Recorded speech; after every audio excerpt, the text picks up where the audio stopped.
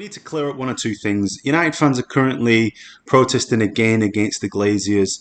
Basically, as a United fan, we want the Glazers out, and I back any type of protest, any type of civil disobedience against the Glazers, because what they've done to an institution, a great institution like Manchester United, is absolutely unforgivable. For me, it's not even about the European Super League. That was just the cherry on top of a very, very disgusting cake.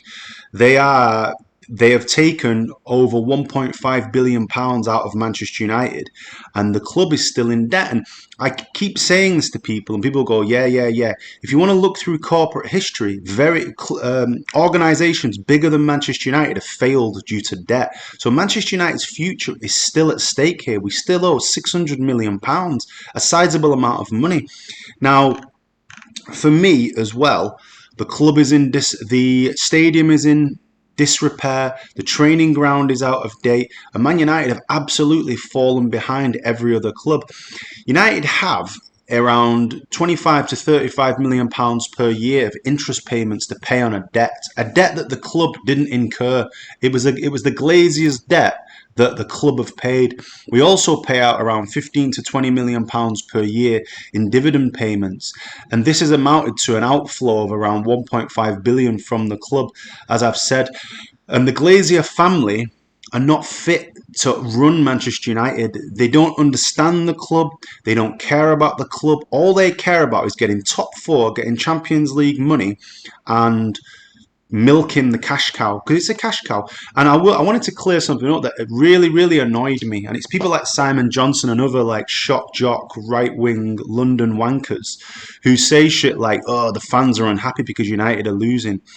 Man United in 2005 had probably one of the biggest ever sports-related protests ever, and we were winning European Cups.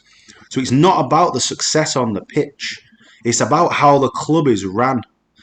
Like, obviously, FC United were formed as a breakaway club to, because there was a schism of fans that just found this completely unacceptable, using a leverage buyout model and putting this 600 million pound debt on the club, which, as I've just said, is still there. So the notion that the fans are upset about what's happening on the pitch, you can't placate Man United fans, because we're never ever going to forgive what they did. Okay, how they took over the club and what they've done to the club. And the notion also, final point, the notion that the Glazers are good owners in terms of, increasing commercial revenue, it's actually a lie.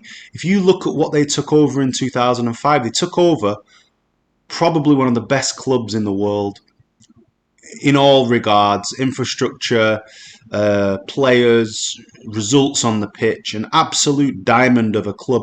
And since then, other clubs' revenue's grown like 10, 15 times. United's revenue's probably gone up 3 or 4 times, so they're not that skillful, And anyway, I try not to speak to people about the Glazers, because it absolutely clouds, it ruins my day when I think about what they've done.